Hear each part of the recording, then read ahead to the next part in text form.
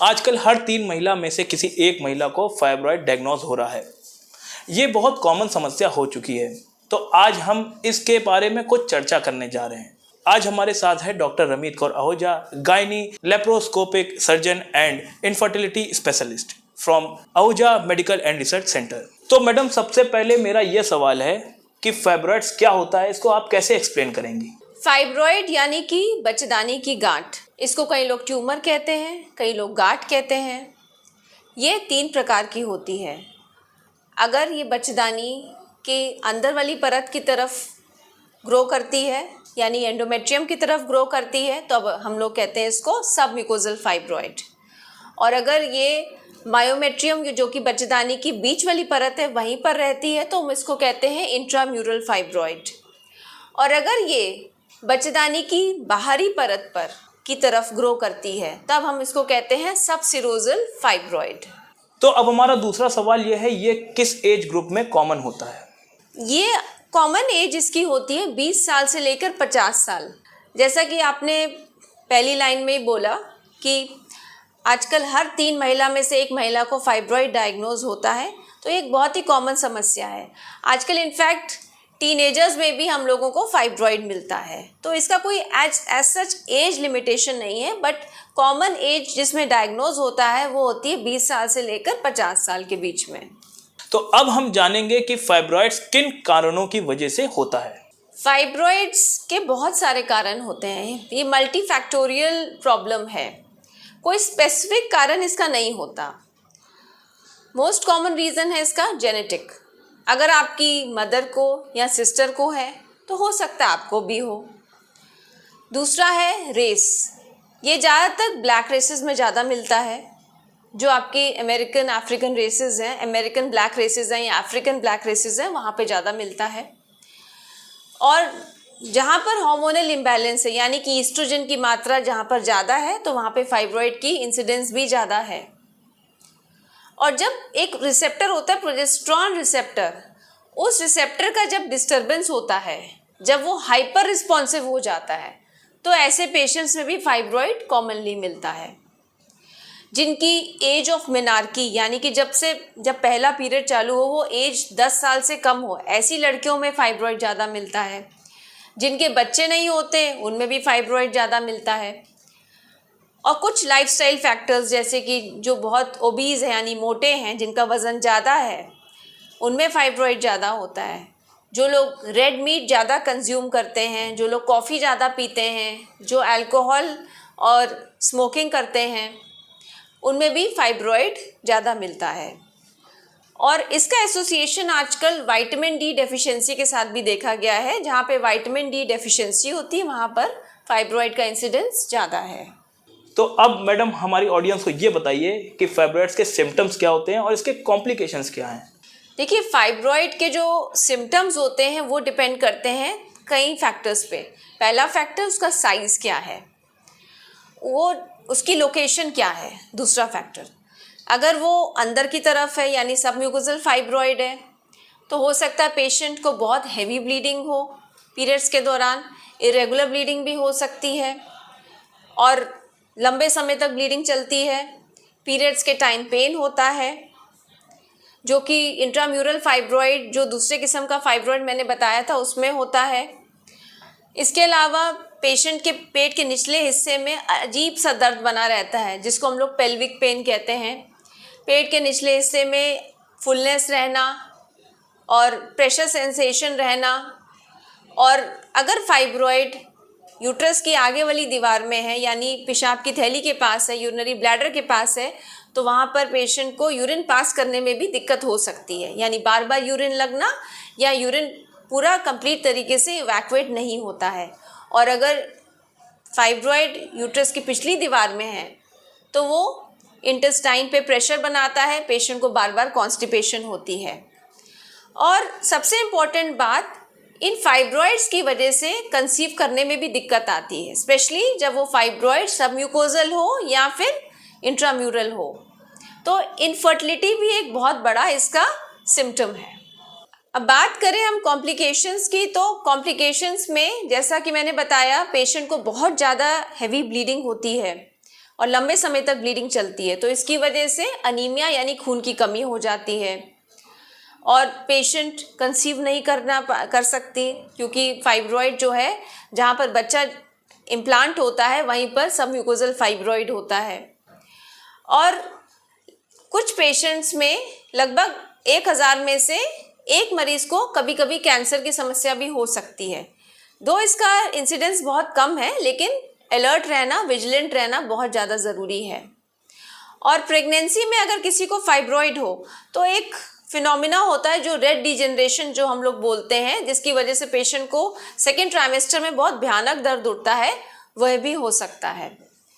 और सब सिरोजल फाइब्रॉइड जब होते हैं तो कभी कभी वो अपनी एक्सेस पे रोटेट कर जाते हैं, घूम जाते हैं, जिसकी वजह से पेशेंट को बहुत सिवियर पेन होता है। तो ये थे कुछ कॉम्प्लिकेशंस फाइब्रॉइड के। अब बात करते हैं कि फाइब्रॉइड्स को डायग्नोस कैसे करते हैं। इसको डायग्नोस करने के लिए सबसे इम्पॉर्टेंट मोडालिटी है अल्ट्रासाउंड। आजकल हम लोगों के पास 3D अल्ट्रासाउंड होता है, जिससे हम लोग जितने नंबर हैं फाइब्रॉइड के हम लोग देख सकते हैं, फाइब्रॉइड को लोकेशन देख सकते हैं, जिसको हम लोग फाइब्रॉइड मैपिंग कहते हैं। फाइब्रॉइड मैपिंग बहुत इम्पॉर्टेंट है सर्जरी प्लान करने से पहले। और कभी कभी फाइब्रॉइड का रिजेम्बलेंस अल्ट्रासाउंड में होता है एडिनोमायोमा से। अभी हम लोग बात करेंगे नेक्स्ट वीडियो में एडिनोमाइसिस के बारे में। तो एक बारी मैं फिर से बोलूँ इसको, हाँ ये पूरा ही फिर से, हाँ मैं बोलती हूँ डायग्नोज कैसे, मैं बोल दे रही हूँ इसको। हाँ, फाइब्रॉइड को डायग्नोज करने के लिए बेस्ट मोडालिटी होती है अल्ट्रासाउंड। एक नॉर्मल अल्ट्रासाउंड से भी हम लोग फाइब्रॉइड को देख सकते हैं, लेकिन अगर हम लोग 3D अल्ट्रासाउंड करते हैं, चाहे वो 3D TVS हो, चाहे 3D ट्रांस एब्डोमिनल अल्ट्रासाउंड हो, तो उससे हम लोग फाइब्रॉइड मैपिंग कर सकते हैं। फाइब्रॉइड मैपिंग से हम लोगों को पता चल जाता है कितने फाइब्रॉइड हैं और उनकी एग्जैक्ट लोकेशन क्या है, जिससे कि जब हम लोग सर्जरी करते हैं तो हम प्लान तरीके से सर्जरी करते हैं और उसी हिसाब से हम लोग पेशेंट को पहले से बता देते हैं और जितने फाइब्रॉइड हैं उतने सारे फाइब्रॉइड्स निकल जाते हैं। लेकिन कभी कभी कुछ फाइब्रॉइड्स जो हैं वो रिजेंबल करते हैं एडिनोमायोमा को, एडिनोमायोमा यानी एडिनोमाइसिस को, जिसके बारे में हम लोग नेक्स्ट वीडियो में बात करेंगे। तो जब दोनों एक जैसे दिखते हैं तो उसको डिफ्रेंशिएट करने के लिए हम लोग MRI का भी इस्तेमाल करते हैं। अभी तक हमने जाना कि फाइब्रॉइड्स क्या होते हैं, इसको डायग्नोस कैसे करते हैं, इसके क्या कारण होते हैं और इसके सिम्टम्स क्या है। अब मैम आप हमें ये बताइए कि इसका ट्रीटमेंट क्या है। फाइब्रॉइड्स का ट्रीटमेंट, अगर फाइब्रॉइड एसिम्प्टोमेटिक है यानी कि पेशेंट को कोई सिम्टम नहीं है और बहुत ही छोटा फाइब्रॉइड है, 1 से 2 सेंटीमीटर या 3 सेंटीमीटर का फाइब्रॉइड है, तो उसको कुछ करने की ज़रूरत नहीं है। केवल हम लोग अपने पेशेंट्स को इतना बता देते हैं कि साल में एक बारी आपको अल्ट्रासाउंड कराना पड़ेगा, देखने के लिए कुछ चेंजेस तो नहीं आ रहे, फाइब्रॉइड का साइज़ बड़ा तो नहीं हो रहा, उसमें कुछ अलग किस्म के बदलाव तो नहीं आ रहे हैं। और अगर फाइब्रॉइड का साइज़ 4 सेंटीमीटर से ज़्यादा हो, यानी 4-5 सेंटीमीटर से ज़्यादा हो, तब हम लोग पेशेंट को सर्जरी के लिए एडवाइस करते हैं। अब बात यह आती है किस प्रकार की सर्जरी होनी चाहिए। आजकल हर इंसान चाहता है कि वो एक्टिव रहे, उसको पोस्ट ऑपरेटिव पीरियड में कोई पेन ना हो, उसको कोई निशान ना आए। तो आजकल जो सर्जरी हम लोग बताते हैं वो होती है हिस्ट्रोस्कोपिक मायोमेक्टमी और लैप्रोस्कोपिक मायोमेक्टमी। हिस्ट्रोस्कोपिक मायोमेक्टमी करी जाती है सबम्यूकोजल फाइब्रॉइड के केसेस में। अगर सबम्यूकोजल फाइब्रॉइड 1 या 2 सेंटीमीटर का भी है तब भी उसको हटाना ज़रूरी है, क्योंकि 1 या 2 सेंटीमीटर के फाइब्रॉइड की वजह से भी पेशेंट को ब्लीडिंग बहुत ज़्यादा हो सकती है और कंसीव करने में भी दिक्कत हो जाती है। अभी हाल फिलहाल में ही हम लोगों ने एक 4 सेंटीमीटर का सबम्यूकोजल फाइब्रॉइड था, हम लोगों ने हिस्ट्रोस्कोप से यानी रिसेक्टोस्कोप से पूरा मायोमा हटाया और पेशेंट हमारी बिल्कुल सिम्टम फ्री है। अब हम लोग उसको प्लान करेंगे, उसको मेडिसिन देंगे कंसीव करने के लिए। और अगर ये फाइब्रॉइड यूट्रस की बीच की दीवार में हो, जिसको हम लोग मायोमेट्रियम कहते हैं, या यूट्रस की आउटरमोस्ट लेयर यानी सिरोजा की तरफ हो, या जिसको हम लोग सब सिरोजल फाइब्रॉइड कहते हैं, तब ऐसे केसेस में हम लोग करते हैं लैप्रोस्कोपिक मायोमेक्टमी। लैप्रोस्कोपिक मायोमेक्टमी चाहे कितने भी फाइब्रॉइड्स हो और कितने भी साइज़ के फाइब्रॉइड्स हो, अगर 10 सेंटीमीटर, 15 सेंटीमीटर, चाहे उससे बड़ा फाइब्रॉइड भी हो और चाहे 10 फाइब्रॉइड भी हो, सारे लैप्रोस्कोपिक मायोमेक्टमी से निकल सकते हैं। इसके लिए बस आपको एक एक्सपर्ट सर्जन की रिक्वायरमेंट है। हम आए दिन रोज़ यहाँ पर मायोमेक्टमी करते हैं और हमारे सारे पेशेंट्स को बहुत बेनिफिट मिलता है। लेकिन जब भी ऐसे पेशेंट्स आते हैं तो पहला सवाल उनका यही होता है, क्या मेरी बच्चेदानी यानी यूट्रस बच जाएगा और सारे फाइब्रॉइड्स यानी पूरे फाइब्रॉइड्स निकल पाएंगे कि नहीं निकल पाएंगे। तो इस पर मेरा ये सब आंसर है कि बिल्कुल निश्चिंत हो के आप लैप्रोस्कोपिक मायोमेक्टमी कराएं। जितने नंबर ऑफ फाइब्रॉइड्स हैं सारे निकल जाते हैं और जितने भी बड़े फाइब्रॉइड्स हों वो भी निकल जाते हैं। और हम लोग 24 to 48 आवर्स में पेशेंट की छुट्टी भी कर देते हैं, डिस्चार्ज भी कर देते हैं और 1 हफ्ते बाद पेशेंट अपनी नॉर्मल एक्टिविटीज़ रिज्यूम कर सकता है। तो laparoscopic myomectomy and hysteroscopic myomectomy is the gold standard treatment for fibroids. उसके लिए आपको बड़े चीरे वाले ऑपरेशन की रिक्वायरमेंट नहीं है और ना कि आपको पूरी बच्चेदानी निकलवाने की रिक्वायरमेंट है। हाँ, लेकिन जहाँ पर फैमिली कंप्लीट है, एज आपकी 45 ईयर्स से ज़्यादा है, 50 साल के आसपास है और आपके मल्टीपल फाइब्रॉइड्स हैं, तब हम लोग पेशेंट को सलाह देते हैं कि आप पूरा यूट्रस हटवा दीजिए। वो भी हम लोग दूरबीन द्वारा यानी लैप्रोस्कोप द्वारा ही करते हैं। मैडम, किसी महिला को प्रेगनेंसी के दौरान अगर फाइब्रॉइड्स हो तो इसके क्या कॉम्प्लिकेशंस हो सकते हैं? आजकल हम लोग जब प्रेगनेंसी स्कैन करते हैं तो हमको कभी 1 या 2 फाइब्रॉइड्स दिख ही जाते हैं।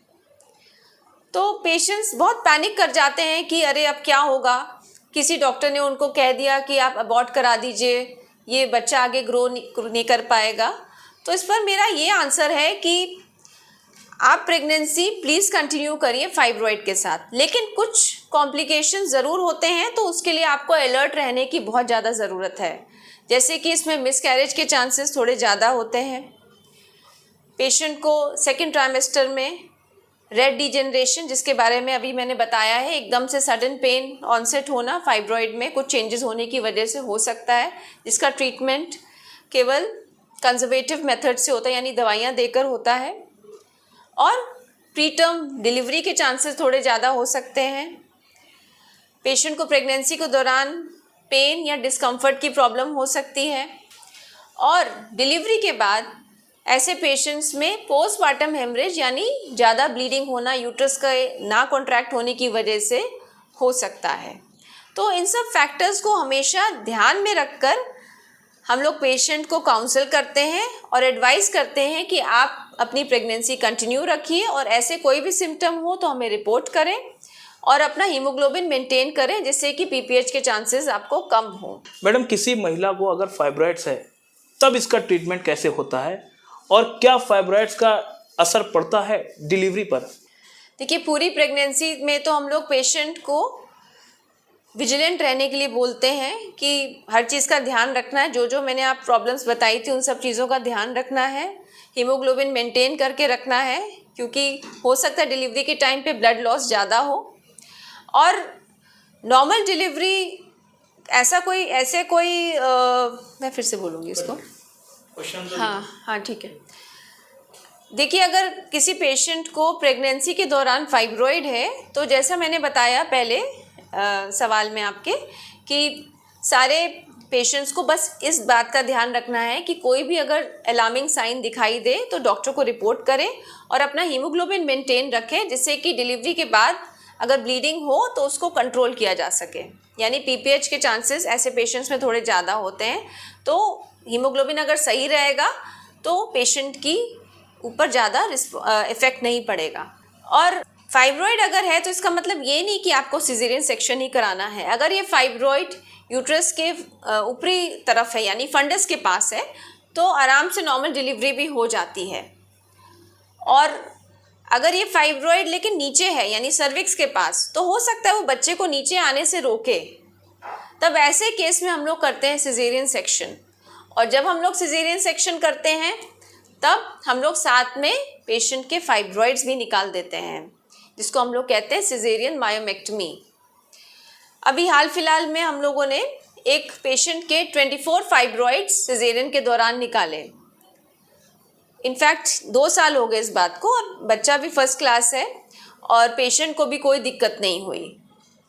इनफैक्ट जब वो पेशेंट हमारे पास पहले आई थी फर्स्ट विजिट में, तो उनको किसी ने बोला था, किसी डॉक्टर ने कहा था कि आप अबॉर्ट करा दीजिए, इतने फाइब्रॉइड्स के साथ आपकी प्रेगनेंसी नहीं कंटिन्यू कर पाएगी। तो इस पर हमने उनसे बोला कि आप बहुत लकी हैं जो आप इतने सारे फाइब्रॉइड्स के साथ कंसीव कर गई, तो आप प्रेगनेंसी कंटिन्यू करिए, बट अपना ध्यान रखिए अच्छे से। और आज वो बच्चा 1.5 साल का हो गया है और पेशेंट भी ठीक है। तो अब जानेंगे कि अगर किसी महिला को फाइब्रॉइड्स है तो अपनी लाइफस्टाइल में क्या चेंजेस करे जिससे उसको दोबारा फाइब्रॉइड्स ना हो। देखिए, जेनेटिक फैक्टर्स को तो हम लोग नहीं चेंज कर सकते हैं, लेकिन जो हमारे हाथ में है वो है हमारा लाइफस्टाइल। तो एक हेल्दी लाइफस्टाइल बहुत ज़्यादा ज़रूरी है कि दोबारा से फाइब्रॉइड्स ना हो। वेट अगर ज़्यादा है तो वेट कंट्रोल करें, जो कि आप डाइट से और एक्सरसाइज से कर सकते हैं। रेड मीट कंज्यूम ना करें, अल्कोहल ना कंज्यूम करें, ना स्मोकिंग करें। विटामिन डी डेफिशिएंसी अगर आपको है तो उसके लिए आप अपना वो मेडिकेशन लें जिससे कि आपकी विटामिन डी डेफिशिएंसी दूर हो जाए। और अगर आप हेल्दी हैं तो दोबारा से फाइब्रॉइड होने के चांसेस कम हैं। लेकिन जब भी हम लोग ऑपरेट करते हैं तो अपने पेशेंट्स को ज़रूर बता देते हैं कि दोबारा से हो सकता है आपको फाइब्रॉइड फिर से हो, लेकिन अगर आप लोग विजिलेंट रहेंगे तो ये चांसेस आपके कम होंगे। तो ये थे फाइब्रॉइड्स के बारे में कुछ सवालों के जवाब। काफ़ी डिस्कशन हमने करा। अगर इस पे कोई भी प्रॉब्लम हो या क्वेरी हो तो आप कमेंट बॉक्स में ज़रूर पूछ सकते हैं।